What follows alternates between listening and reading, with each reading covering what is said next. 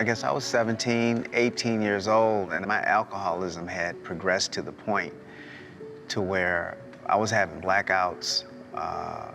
I had to have a drink in the morning to calm the shakes down. I mean, I was 17, 18 years old, and I was having symptoms of alcoholism that you would find in someone who had been drinking for 20, 30 years, you know? I mean, I was, you know, my descension into my addiction was rapid.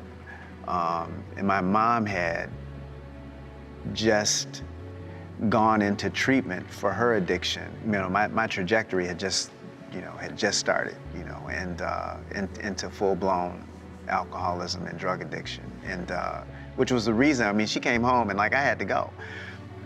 So at the age of 19, I left my parents' home. I used to say that my parents kicked me out when I was 19 years old, which on the surface is true, but because of the way that I was living, it was my choice. You know, it was a choice that I made, you know, and you know, I found out later on in my life that the father that I had grown up with was not my dad. You know, I found my birth certificate, and the name on the birth certificate didn't match the guy I was living with. And I'm like, dude, I'm like, what?